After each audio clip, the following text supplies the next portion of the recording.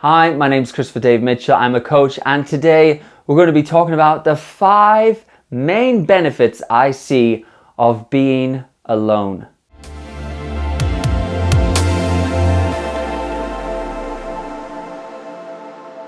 I wanted to post this because of the year we've had with the pandemic, and a lot of people have been isolated, they've felt alone.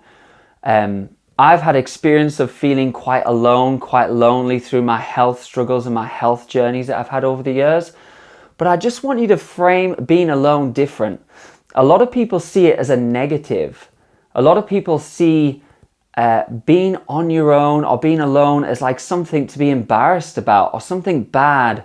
You know, of course, is that different to being alone and lonely? Of course, there's a difference, but still, I think those two get very mixed up. But actually, being alone can be quite a superpower and a beautiful thing. Like, when you get comfortable being on your own, I believe that the rest of your life just gets better. Everything else in your life gets better. And I'm quite a creative person, but I do actually crave solitude sometimes and being on my own. And I've thought about this. Well, why do I just sometimes need those moments where I'm on my own? And I sort of crave that. And actually, I feel like, weirdly, that's the time being on my own that grows me the most. So I wanted to get that down for you and share that with 5 main sort of aspects that I feel like are the main benefits of being on your own. So hopefully you'll feel really positive and you won't ever be scared or worried about being on your own after this video, but you'll actually look forward to it. So benefit number 1, in no particular order, I just sort of mentioned it there, is creativity. Like, man, the amount of ideas that I can have flowing through me when I'm sat on my own is crazy. It's almost like a weird sort of like, if any of you have ever meditated, which by the way, generally is a solitude type thing, which isn't even on my list actually. So meditation as well, one of the biggest things, but that's not actually on my list, but maybe it could be a bonus. Meditation as a bonus is a very in solitude type activity. Even if you're doing it in a group, you're really on your own. Think of the gains of that. So there's a bonus. But going back to creativity here, it is a similar type of meditative state where when you're on your own, you can just think of the most amazing ideas. It's back to that cliche of like, people have their best ideas in the shower. Well, usually they're in the shower on their own.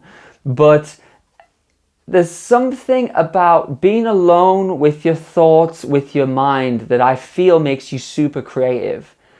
You know, if you're surrounded by a lot of people, yes, sometimes you can get a lot of ideas, but sometimes it can be just noise, like distraction, noise. And sometimes it takes being on your own, whether you go out on your own for a walk in nature. Like, I can think of some amazing business ideas, or what I want from my future, or visualizing my future, or creating my next product or course. I have to tell you honestly, those ideas have best come when I've completely been on my own. I've got time to really think. I've got time to sit with myself, and I'm sort of almost asking myself questions of, you know, what's next for me in my business? And it's that self-inquiry. Another tip here might be like journaling.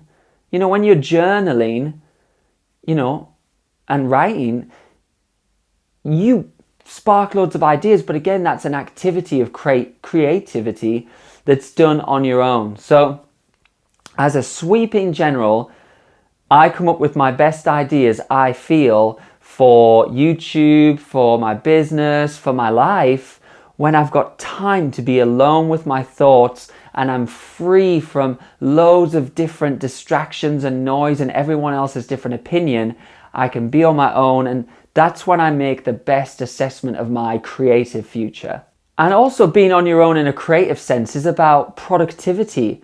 It's about distractions. You know, like I say, if you're constantly being interrupted by other things or other people, even if, you know, being surrounded by people means they're trying to message you or email you, the most productive and creative you'll be is when you schedule out 2 hours of no distractions. You're on your own and you're sitting there with your laptop or a blank page. Like, if you actually really do that, there's something deep within you that comes out of some of your best flowing ideas. And mention flowing there, you get into flow state. You get into this flow mode when you're on your own, of just ideas just spark and come out of you. And yes, you can have that in a group. Don't get me wrong. We need influences from other people. Like, some of my best ideas have been sort of sparked by reading books or doing seminars or courses. That's influences from other people. But my best work and my actually best ideas is when you sit down and think, right, how does this fit with me, with my life, and where am I actually going? Because the deep insights you get can only be found when you're really on your own. Because no one else in a group probably understands you as well as you. No one is going to dig that deep for you. It has to come from you to really know yourself. Which leads me on to the second one. So the second benefit of being on your own is it gets you really in touch with your own emotions, your own authenticity, and who you really are. Hopefully this segues quite well from the first benefit. Again, they're all going to slightly interlink, but this is like that next step of you find out who you really are when you are on your own. Those biggest depths of what you really want out of life, of what you really value, of what you really want to do in 5 years, of what your life purpose is on this world. No one else is going to figure that out for you. People barely know that themselves, never mind trying to work it out for someone else. Only you can do that deep work. And that deep work needs to be done on your own. When you're sitting there, maybe you're sitting there, you're even like contemplating your own death. You're contemplating, what is the most important thing I can do with my life? No one can do that very deep work for you. So being on your own is a beautiful chance to find that deep, true soul within you.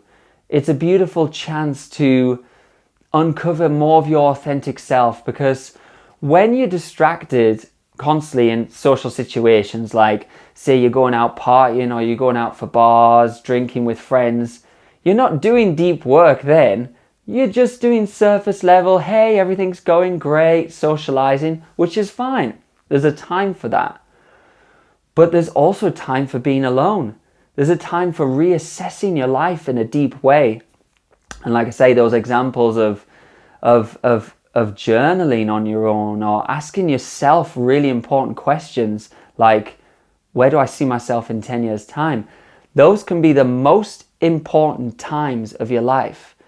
So this second benefit is very important. The important times of being on your own that lead you to be in touch with who you really are and get to that deep core of what you really want from your life. So benefit number 3 is it makes you self-sufficient. Now there's going to be 2 parts to this with 3 and 4, but really with benefit number 3 here, I mean self-sufficient in a physical way. So pretend you need to sort of build a business. Think about all the things that go into building a business, whether you have to, write great emails, shoot YouTube videos, edit YouTube videos, do the accounts, do the invoices. We could go on and on and on, and that's only one example of business. But you could take this to anything. You could take this to a physical task of going to the gym or doing cooking. Basically, it's nice to be in a group possibly at first to do it, but the way that you truly become self-sufficient in any task you do is to be able to do it on your own. That's why I think something like living on your own is a beautiful thing. Because if you can be that self-sufficient, then, we'll get to this later, you're not as needy or anything with anyone else. You can be a very developed person if you manage to be self-sufficient. So if I can't edit video and I have to get someone else to do it, then I'm always relying on someone else. And that's fine. Sometimes you need to outsource in business or in life. But really with most things, you want to get to the point where you would feel comfortable doing it on your own. You would feel comfortable going to the gym all on your own. You don't need that gym buddy to motivate you. You've got self-motivation, internal motivation. You would feel comfortable shooting a video on YouTube. You don't need a friend by your side saying everything's going to be okay. Like the minute that you are completely self-sufficient with doing tasks in the physical world, then you're just going to be a much more developed human being. So being able to do these physical tasks in life, building a business, doing the gardening, doing the cooking, going to the gym, we could go on and on and on, just means that you become a very developed person in these areas, a very developed person in life who maybe wants to collaborate with other people but doesn't need to. And the fourth benefit is similar to that. I think people who know me well know what I'm going to go on to next. We talked about doing the physical tasks and skills in the world on your own, so you're more sufficient. But of course, now let's turn to the emotional, psychological things that you could do on your own. Now, you could argue that everything in the physical world comes from within and an emotional, psychological way. But let's just separate these just for ease for a sec. So what I mean is, instead of feeling like I'm doing my accounts or I'm building a business or I'm going to the gym, what I now mean is those more abstract things like, what about happiness? What about love? What about fulfillment? Can you feel these things on your own? Or do you need someone else to be around to feel happiness? So, emotional mastery can only come, again, from being on your own. It's an opportunity to be a master of happiness. Because we'll just take happiness as an example, because it's very abstract. It's like, what does that mean? But something like happiness, again, can be very personal to you, and I'll have to go into happiness a bit more in the future. But if your happiness is tied to always being around other people, how happy are you really? If you only feel joy when you're in a big group, or, what about feeling joy within yourself? It's like this outdated rom-com comedy thing of like, you need someone else to complete you. Well, it's not true. It can be a nice add-on bonus, like the icing on the cake, but the cake is you. And being alone, just relating back to this video, the benefit here is that if you are on your own, you get the full chance to work on you, to stop sort of always being around friends and always being around people. That's great. You might feel like you're happy then, but assess how happy you are on your own, because that's the real level. The other stuff is just icing on the cake. But if you can be happy on your own, if you can be emotionally stable on your own, then you have built up those inner skills within yourself. You're baking your own cake, as it were. Then when you go out and socialize and you're around loads of other people, you're not needing that, you're just wanting that. It's making everything around you a want, not a need. But the joy and benefit of being on your own is you get to work on those inner emotional skills like happiness. And that's hard. But if you can be happy in a most difficult situation, if you can be happy on your own, then you'll be bloody ecstatic when you're out with other people, because it's just the icing bonus on the cake. And if you feel alone when you're on your own, then that's a sign that you haven't done actually enough work with being comfortable on your own and with yourself, and that you always need to be around someone else. Like, think about that. Like, that's not a great position to be in. Like, it's a beautiful life. It's a beautiful world. We've got a beautiful opportunity being here as a human being. And if you don't like being on your own, like you don't like your own company or you can't stand it, there's something that you might have to work out there. I firmly believe, going back to meditation, which we mentioned as a bonus, like that is all about, in a way, being alone with your own thoughts and being good with that and comfortable with that. You know, we're always so stimulated by everything that's going on in social media and groups and being around other people, and you know, but I would say more of a level of real happiness is how happy are you being on your own?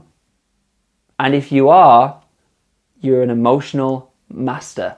And benefit number 5 is it makes you less needy as a person. So I put this one last on purpose because hopefully you've got the through line of, you know, the external skills, the internal skills, the creativity, the productivity. What does this all lead to in the end? It leads to you being happier, more fulfilled, more content within yourself. And then the goal is not just to be on your own. The goal then, I suppose, step number 5 here, is to go back out to society, to go back out when lockdown lifts to the world and be around other people. But what you'll notice is if you've spent the time on your own building these inner skills, being comfortable on your own, being happy, being able to be self-productive, self-motivated, self-sufficient on your own, you'll notice a huge difference when you go back out. Because like I say, everything will be a want and not a need. And when everything's a want, not a need, you're less needy. Obviously. Because you're cool if you're around other people and it's great, but you don't need that. And so, counterintuitively, a lot of people want a better relationship. But the way to a better relationship with other people is to first be comfortable completely alone with yourself. Because neediness is the biggest turnoff. Why? Well, because I think that there's this human instinct that people realize other people aren't comfortable within themselves.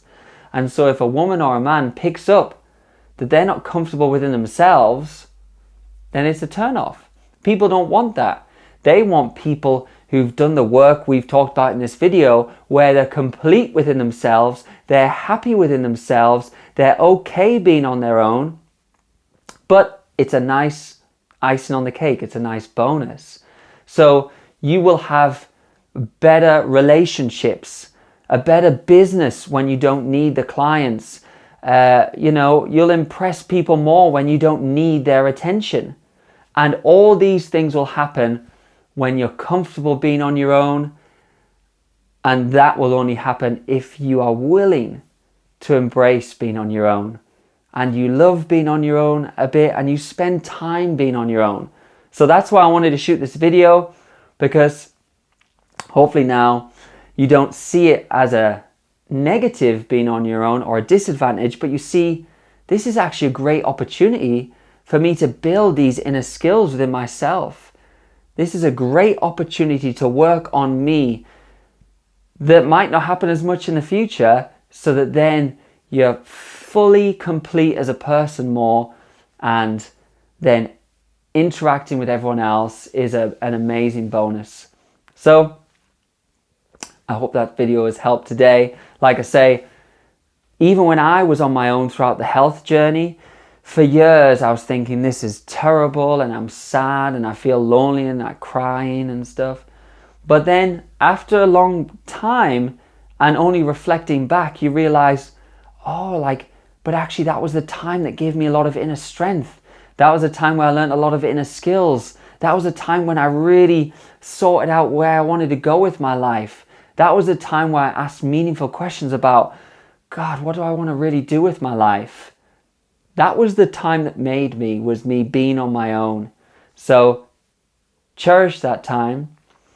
And please like this video. If it did help at all, you could share this out to a friend who feels like they're maybe struggled through this time, or they feel a bit lonely. Maybe that would help them reframe this whole thing about being on your own. Check out my website, Christopher Dave Mitchell, if you want any coaching or further help with coping with being on your own or something like that. I've been there, I've lived through it, and I've got lots more thoughts and techniques on this topic and others. So stick with me in the future. Take care, and I'll see you next time.